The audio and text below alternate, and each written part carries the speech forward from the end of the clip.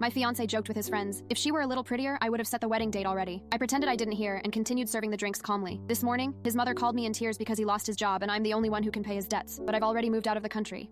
I was arranging champagne flutes when I heard Marcus tell his college friends, honestly, if she were a little prettier, I'd have set the wedding date already. I kept pouring, hands steady, while his fraternity brothers laughed. We'd been engaged for 14 months. I postponed our wedding 3 times because he kept saying he needed just a few more months to save up, yet somehow he'd bought a $4,200 gaming setup last November and spent $890 on bottle service for his birthday. I earned $127,000 as a software architect while he made $52,000 in sales, but he always introduced me as helping out with tech stuff at parties. His mother loved me because I'd quietly paid off $8,300 of his credit card debt 6 months earlier when he claimed he was drowning, and I'd been covering our $2,400 rent for the past year while he built his portfolio. That night, I smiled at his friends, refilled their glasses, and went to bed at midnight while they played poker until 4 a.m. The next morning, I contacted my company as Singapore office about the transfer I'd been offered 8 weeks prior. ID turned it down originally because Marcus said long distance would kill us, but suddenly a 16-hour flight felt appropriate. I started boxing my certifications, my servers, my grandmother's jewelry he once suggested I pawn for his investment opportunity. His buddy Tyler texted me Tuesday. Hey, I felt sick about what Marcus said. You deserve better. I thanked him and kept packing. Marcus didn't notice the half-empty closet for 6 days because he barely looked at me anyway. When he finally asked why I was sorting documents, I said, spring cleaning. He nodded and returned to his Discord call. I transferred to Singapore on October 3rd. My company gave me a $31,000 relocation bonus. I left Marcus a note on the kitchen counter with exactly 7 words. If I were prettier, you'd miss me. I blocked his number before my flight took off. His mother called from a restricted number 11 days later, sobbing so hard I could barely understand her. Marcus had been fired for falsifying sales reports, something he'd been doing for 7 months. His company wanted $16,400 back in fraudulent commissions. He'd racked up another $12,200 in debt, expecting me to come back and fix everything like always. His mother had co-signed 2 of his credit cards, and now collections agencies were calling her daily. She begged me to wire money, said I was practically family, reminded me of every holiday dinner. I told her Marcus once said at Thanksgiving that he settled for stability over beauty when choosing me, not realizing I was standing right behind him. She went silent. Then she whispered, "He said that?" I replied, "You raised him, Mrs. Chen." She started crying harder, but I didn't comfort her this time. Tyler sent me screenshots showing Marcus posting in their group chat. Girls are so sensitive now. Can't he take a joke? Lost the best thing in my life over nothing. His friends weren't as sympathetic. One responded, "Bro, she paid your rent for a year and you talked about her like that? You're done." Marcus created a fake Instagram to message me, but Singapore's 13-hour time difference meant I was always asleep during his panic spirals. I woke up to 23 messages cycling between apologies and accusations. I deleted them without reading past the previews. My new salary is $164,000, my apartment overlooks Marina Bay, and my team respects my work. Last month, I went on 3 dates with a surgeon named James, who thinks I'm brilliant, exactly as I am. Marcus' mother called again yesterday, no longer crying but angry, saying I was cruel for abandoning her son during his mental health crisis. I reminded her that her son abandoned me emotionally for 14 months, while enjoying my financial support. She hung up. I haven't changed my number because watching them realize I am truly unreachable feels like closing a chapter I should be ended years ago. Was I wrong to leave without trying to fix him one more time?